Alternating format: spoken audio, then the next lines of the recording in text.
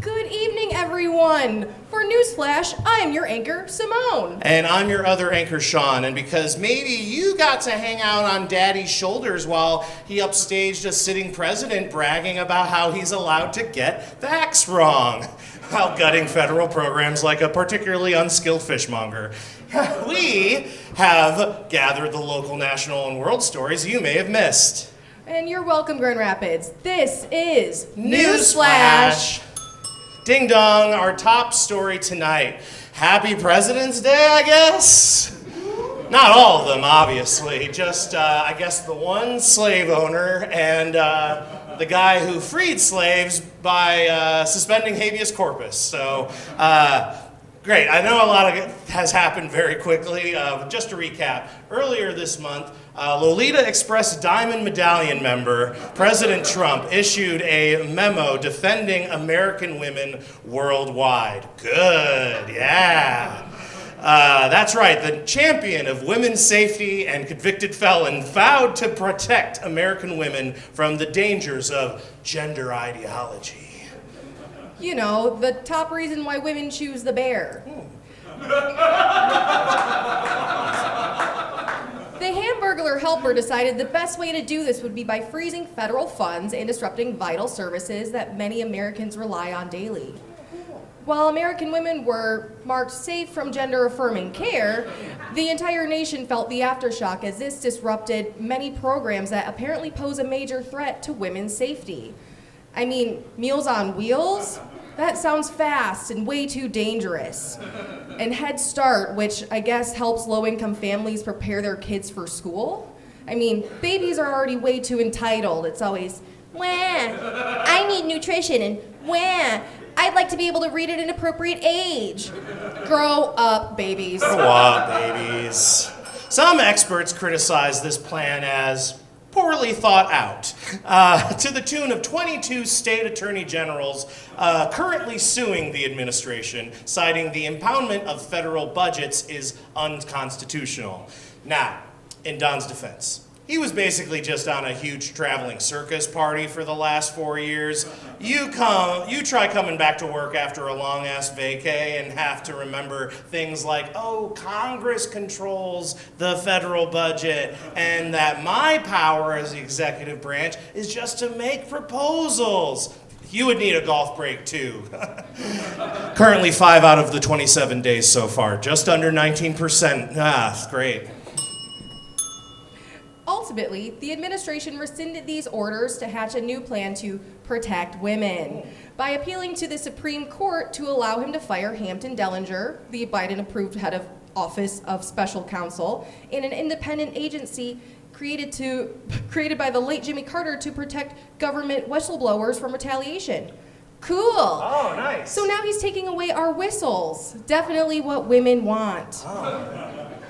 Also, there's no joke here, but abortion rights remain unrestored and not codified in the 21st century America that we live in. Cool, cool.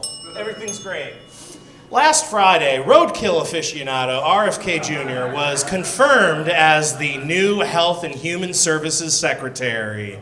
Awesome! With the only Republican vote against him coming from Mitch McConnell, huh? Okay, I guess. Mitch cited his childhood battle with polio as the reason why maybe he can't support an anti-vax candidate in that position. But don't worry, RFK said, I have a great turtle soup recipe for you. Yeah.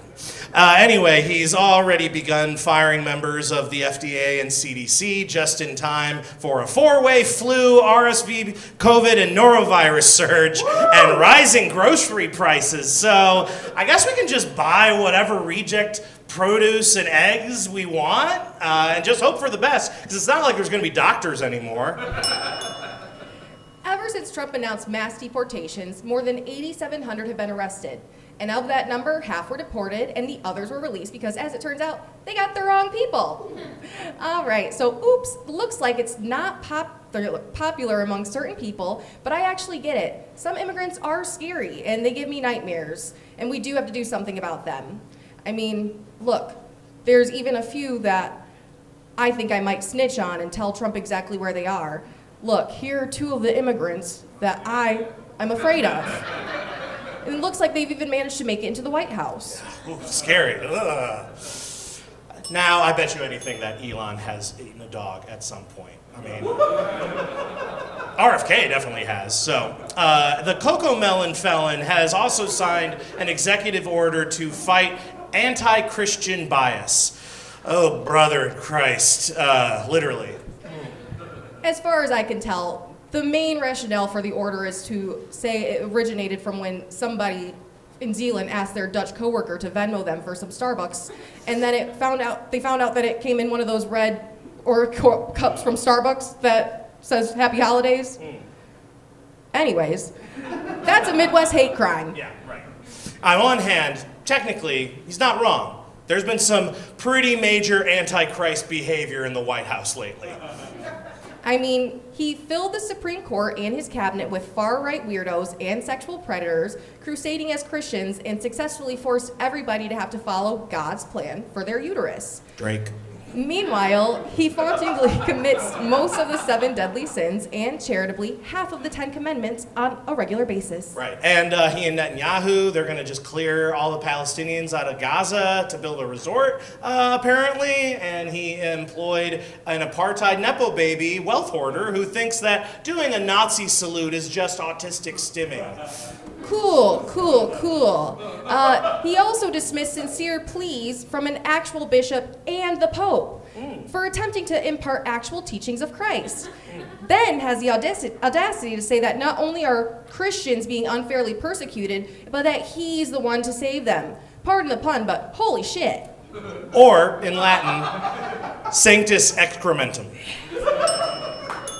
Now, if all that weren't enough, notorious DJT kicked out half of the sitting board of the Kennedy Center, an institution he has actively avoided ever since being elected the first time, and threw in some people like J.D. Vance's wife, some other sycophants, and surprise, surprise, this new board elected him the chairman. Whoa, that is crazy. That's crazy how it worked out for him. Yeah. So now we get to see Donnie curate an anti-woke arts program for the country. So get ready for this year's honors to go to the Village People, Kid Rock, Mein Kampf, and the McDonaldland Band. They got some jams, to be fair. Grimace, he wails on that trombone. Upon hearing this news, singer-songwriter Ben Folds announced his resignation as the artistic advisor to the National Symphony Orchestra after 8 years of service, which is a longer commitment than any of his previous 5 marriages. So, it's a deep cut for the Ben Folds fans out there. When asked if he was leaving because of Trump, he only had to say, "He's a prick and he's drowning slowly as a country." Okay, so let's move on to something lighter, huh? The 21st World Ice Fishing Championship was held right here in West Michigan for the first time ever last week. Yeah! It has returned to the U.S. for the first time in 12 years. So for anybody complaining about how cold it's been, it's just to show hospitality to our foreign visitors. That's right. Competitors from all over the world, mostly Europe, landed in GR and converged in Tamarack Lake, north of Greenville, Tuesday through Sunday last week for a chance to prove their winter angling skills against the highest competition. And the American competitors were ready to go with their tiny rods. They're not compensating for anything, I promise. The last time this event took place in the U.S. was way back in 2010 and 2013, both times in Wisconsin. And because Wolverines are way more aggressive than Badgers, there were some awkward moments dealing with the international travelers. Yes, for example, the Mongolian team who hosted last year's competition decided to run up a huge room service tab at Amway Grand for American barbecue as payback for tariffs on China, I guess. Ultimately, the winning team was declared last night as Lithuania. Cool. Yeah, any Lithuanians in the house? Probably not. The victory felt a little hollow, though, as some men in black ice jackets were confused for American fishermen, which led to competitors from 4 of the 10 nations being deported before even drilling their first hole. But even then, the U.S. still got 6th place, so Go USA. In Michigan news, Governor Whitmer pitched her $83.5 billion budget to lawmakers last Wednesday. The governor called for more business and economic-related initiatives while also requesting 2 more employees to track the Michigan Liquor Control Commission's inventory, which features 10 million cases of liquor. Whoa. Anyone else instantly think of a plot for an incredible heist movie? Coming this fall, The Mulligan's Job. Ooh, nice. Yes. In mascot news, the popular learning app Duolingo announced last week that its famous owl, Duo, has passed away in a weirdly dark and confusing social media campaign. No, this story has nothing to do with ice, as far as we know. The internet has met this news with a predictable mix of snark and sincerity, some eulogizing this cartoon bird, and others roasting the passive-aggressive little narc for being such a dick about missing your daily lesson.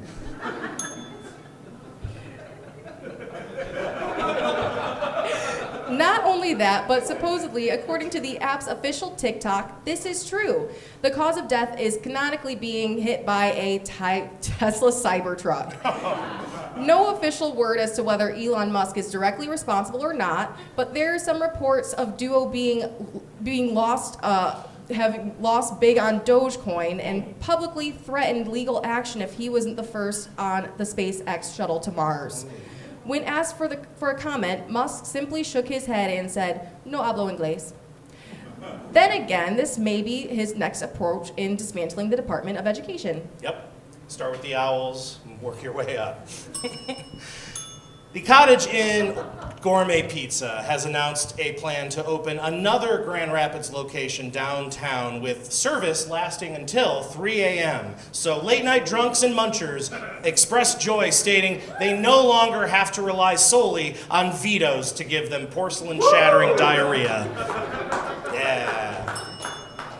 A Michigan man was accused of stealing Hot Pockets from a Dollar General and was later apprehended by the police while still eating those Hot Pockets. The story is already being optioned by Hollywood with a working title of Gone in 60 to 90 Seconds, depending on microwave wattage. Nice. A couple of GVSU alum just announced their new all-vegan and gluten-free restaurant to be located in the new Grove Apartments in the Creston neighborhood. Just a real kick in the teeth for people still mourning the loss of Fat Boy.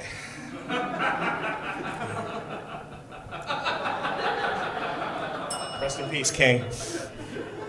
And finally, for our recurring NewsFlash, a man was kayaking with his father in Chilean waters when all of a sudden he was swallowed by a humpback whale for several seconds before being let go. Surprisingly, the entire moment was captured on camera by the man's father, and even more surprising, the man survived with no injury. A few things we can draw from this. 1, this man is going to be traumatized the next time he wants to watch Jaws, or Pinocchio, or The Magic School Bus, or The Whale. I don't think there's a literal whale in that last one. No, but he eats a lot. That's true. So like anything with eating then, basically? Yeah. Okay, makes sense. Okay, fair. Number 2, these helicopter parents, I tell you, always filming every little thing happens to their kid. They're finally gonna feel vindicated. See, honey, what might happen if I put my phone down? I might miss you getting digested by a giant sea creature. Thank you, you're welcome. And finally, this confirms a long suspected legend. Chile is too spicy for whales. Gotcha. That's a geography joke, kind of, I think. All right, in